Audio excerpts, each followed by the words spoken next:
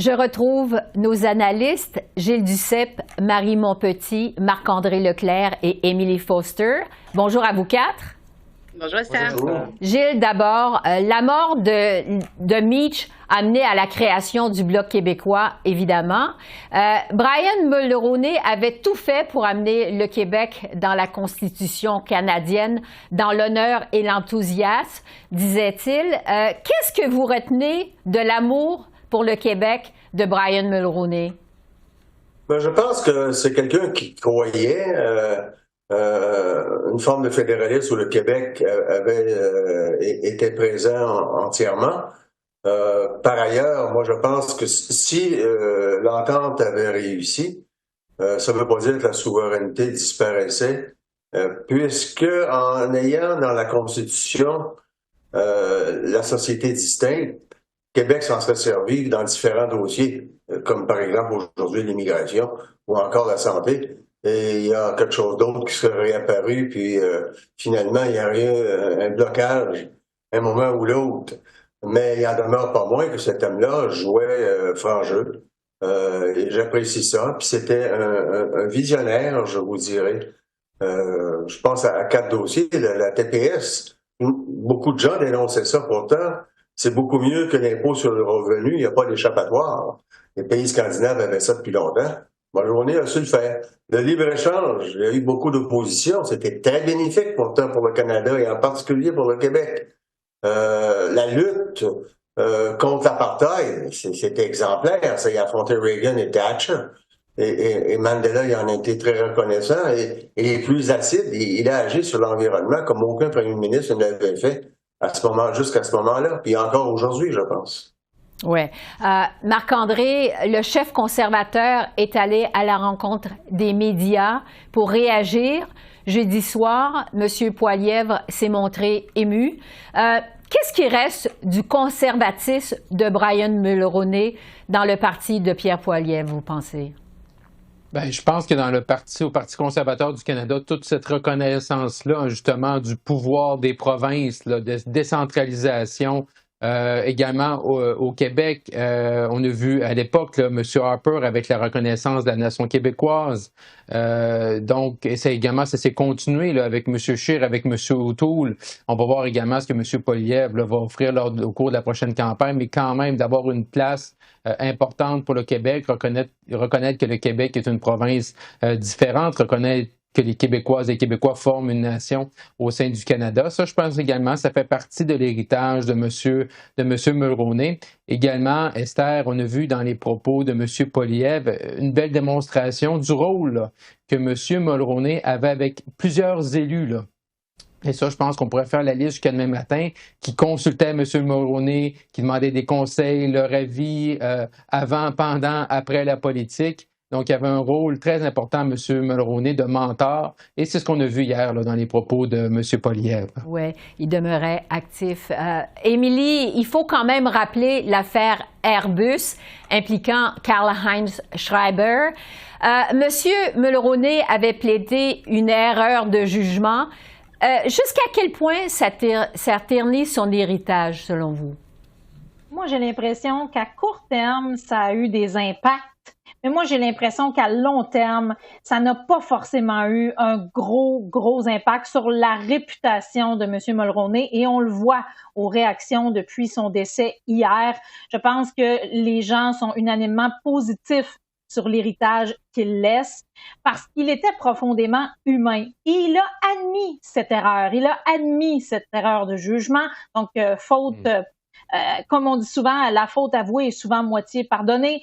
Donc, j'ai cette impression, il avait fait amende honorable et au final, on en entendait très peu parler. Et comme Marc-André le disait à raison, il continuait de conseiller, que ce soit les chefs de parti, que ce soit les premiers ministres, qu'on pense à Justin Trudeau, Pierre Poilievre et bien d'autres. Donc, au final, c'est beaucoup ce qu'on retient de lui, je pense, c'est pas cette affaire. C'est vraiment le profond humanisme qui l'animait. Également, ses tentatives, 2 fois plutôt qu'une, de ramener le Québec dans le giron de la Constitution canadienne. Jamais personne n'aura essayé aussi fort que lui. Et il savait faire de la politique. Il était proche de ses gens, proche de son caucus. Et c'est cette marque qu'il laisse sur le Canada, ainsi que, bien sûr, libre-échange, loi sur les pluies acides, on pourrait en faire une longue liste. Mais je ne pense pas que cette affaire colle au final. À court terme, ça avait fait du bruit. Mais je ne pense pas qu'à long terme, ça entache sa réputation. Oui. Marie, ce qui a marqué la personnalité politique de Brian Mulroney, c'est au-delà de tout sa grande civilité politique. Ses adversaires, c'était pas des ennemis.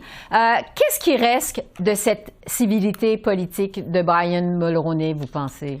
Quand on voit justement la pluie d'hommages qui fuse de toutes parts, notamment de ses adversaires politiques depuis hier, ça en dit beaucoup sur l'homme qu'il était, sur la façon dont il avait décidé de faire de la politique, comme quoi le respect, c'est pas quelque chose qui s'impose, mais qui se cultive, qui se gagne aussi. Et ce qui en reste, malheureusement, peut-être peu de choses, pas suffisamment, parce qu'on n'a qu'à voir là, ce qui a fait beaucoup justement débat dans les dernières semaines, ce qui se passe au niveau municipal au Québec, là, 10% des élus municipaux qui ont quitté depuis l'élection de 2021, parce que justement il y a beaucoup d'incivilité à l'interne même des conseils municipaux, beaucoup d'attaques entre élus. Donc c'est sûr que j'ai l'impression que tous les hommages qui ont été faits dans les derniers jours devraient amener certaines réflexions chez les élus aussi sur la façon de faire de la politique, sur la façon de bon, c'est pas parce qu'on est adversaire qu'on est ennemi. Est-ce qu'on doit travailler sur un intérêt qui est commun, même si nos idées nous divisent? Je pense que bon, c'est peut-être un peu cliché, mais je pense que sa façon de faire, c'était un peu ensemble. Seul on va plus vite, mais ensemble on va plus loin. Puis cette approche-là, ben on la voit beaucoup justement dans les hommages là, qui sont faits et entendus. Là. Ouais, Gilles, justement, est-ce qu'on a des leçons à tirer aujourd'hui de la civilité politique de Brian Mulroney? Quelles leçons on peut tirer? Je pense le respect des adversaires. Et ça, malheureusement, je trouve que c'est de moins en moins le cas, surtout à la Chambre des communes. L'attitude des conservateurs n'est pas celle du tout du parti que dirigeait Brian Mulroney. Ça se voit dans d'autres parlements également. Ça se voit beaucoup aux États-Unis, va sans dire, et c'est peut-être ça qui déteint ailleurs. Mais je pense qu'on devrait revenir à cela, même dans des moments excessivement tendus. Le débat sur Meach, plus tard sur Charlottetown, ça restait civilisé comme débat. Et respectueux les uns les autres. Ça, on doit retenir ça, je pense. Oui. Émilie, Brian Mulroney, c'était le petit gars de Bécomo. Vous êtes vous-même de Bécomo. Qu'est-ce que vous retenez de l'héritage de Brian Mulroney? Tellement de choses. Moi, vous savez, je suis née à Bécomo. J'ai quitté, j'avais 20 ans pour aller à l'université. Donc, le règne de Brian Mulroney comme premier ministre, moi, ça a marqué mon enfance et mon adolescence.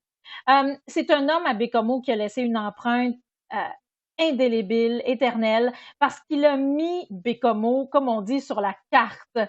Et il était issu d'une famille ouvrière. Donc moi, ça me parle beaucoup parce qu'il était un exemple pour moi qu'on peut réussir en politique si on vient de Bécomo, si on provient d'une famille ouvrière. Donc je pense qu'il a laissé cette marque.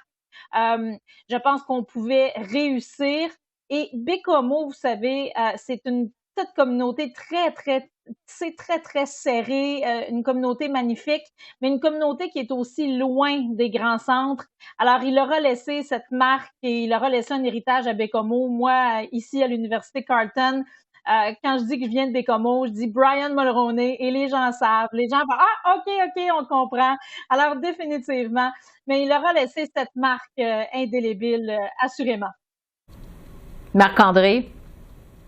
Oui, je trouve que M. Mulroney, c'est vraiment quelqu'un qui a accompli de grandes choses. Et c'est ça, je trouve, qu'il manque un peu, peut-être, dans la politique d'aujourd'hui, en 2024. Il n'a pas eu peur de prendre des décisions qui étaient extrêmement impopulaires, comme la TPS, par exemple, de vraiment mettre toute son énergie par rapport sur l'accord du lac Meach, mais vraiment d'arriver avec des projets de société, parce qu'aujourd'hui, quand on fait un peu le résumé de sa carrière, c'est très facile de faire le résumé de la carrière, de parler de l'héritage de M. Mulroney, parce qu'il a accompli, comme disait hier Jean Charest, d'un des hommages, il a accompli de grandes choses, et ça nous manque là, présentement, d'avoir des politiciens audacieuses qui sont prêts justement à proposer une vision, des idées pour le Canada.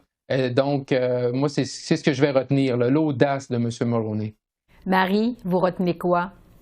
Son courage politique, la force de ses convictions, je vais dans le même sens que Marc-André à ce niveau-là, puis force de conviction avec lesquelles viennent de grandes victoires, mais aussi de grands échecs. Moi, j'ai été impressionnée par une des phrases qu'il a dites justement, qui résumait assez bien ce qui m'impressionne chez cet homme-là, où il disait un politicien doit choisir s'il veut être quelqu'un d'efficace ou s'il veut être quelqu'un de populaire.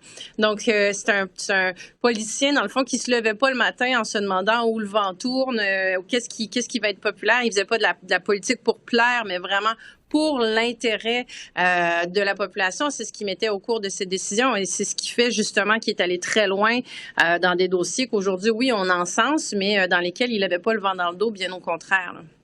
Gilles Duceppe, je vous laisse le mot de la fin. Je vous dirais qu'on se souviendra de cet homme comme quelqu'un qui effectivement est parti d'un milieu très modeste, a travaillé très fort, a fait face aux échecs, il avait perdu une course au leadership, faut pas oublier ça. Il n'a pas lâché. Et très près des gens, en premier lieu de sa famille, je pense. Et il y a beaucoup d'anecdotes sur ses voyages où il s'informait toujours où en étaient ses enfants, sa femme, Nina. Donc je pense que c'est un homme exemplaire. On pouvait être en désaccord, mais il y avait un respect qui existait dans les débats qui se déroulaient à la Chambre des communes ou durant une campagne électorale. Oui, parce que sa famille, c'était vraiment très important pour lui. Vous faites bien de le mentionner. Merci à vous quatre pour cet hommage à Brian Mulroney. Merci beaucoup. Merci, au revoir. Bonne fin de semaine.